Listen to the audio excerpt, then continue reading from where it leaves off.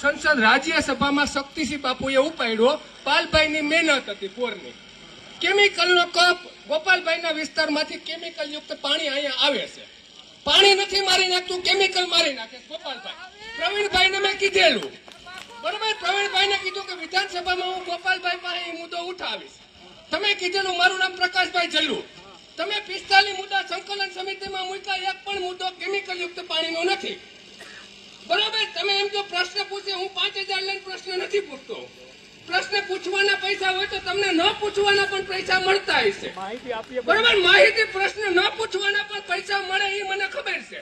ધારાસભ્ય પ્રશ્ન પૂછે એના મુદ્દાના પૈસા મળે, ન પૂછે એના પણ મળે છે.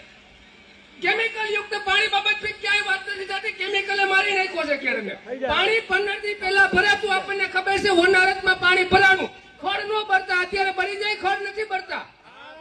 બરોબર, તો કેમ કેમિકલ નું વાત નથી લેતા ક્યારે? બરોબર, કેમિકલ ની વાત જ કઈ નથી આવતી. કેમિકલ નો મુદ્દો તમારા ગામમાં છોટાઉડી ભાટ ગામ, હું તમને ગામના નામ આપું. છોટાઉડી ઘાટ છે, ભાટ ગામમાં ઘાટ છે.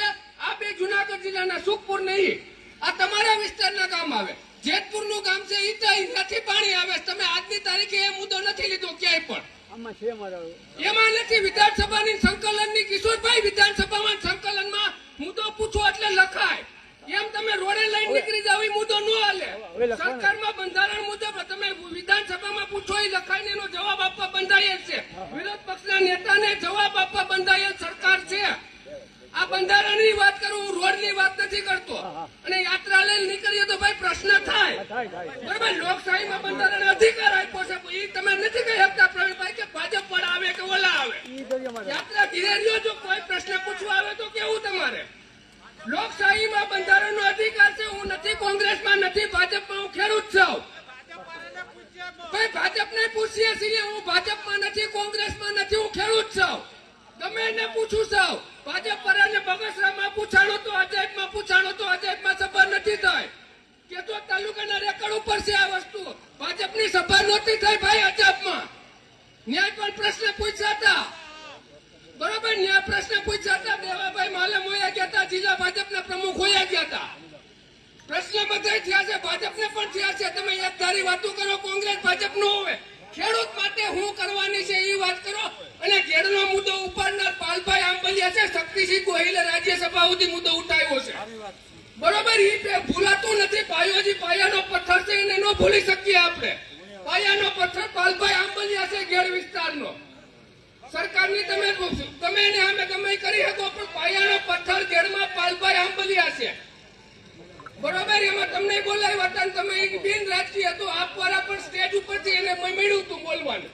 અને ગોપાલભાઈ લાલ પાણી મારી નાખે છે, તમારા વિસ્તારનું પાણી છે.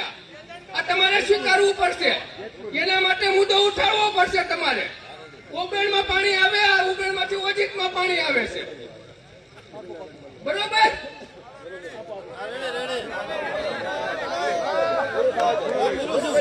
લોકશાહીમાં પ્રશ્ન કરવાનો અધિકાર આપ્યો. યાત્રા લઈને નીકળીએ તો પૂછે લોકશાહીમાં અધિકાર છે, બધાને પૂછી આપીએ. લાલ પાણીનો પ્રશ્ન તમે વિધાનસભામાં ઉઠાવશો કે સંકલનમાં ઉઠાવશો?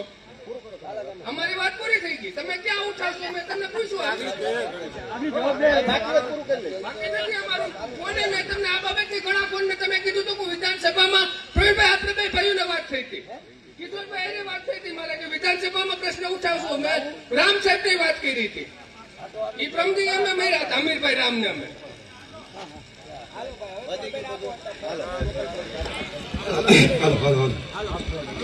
बोलो भारत माता की जय जवान।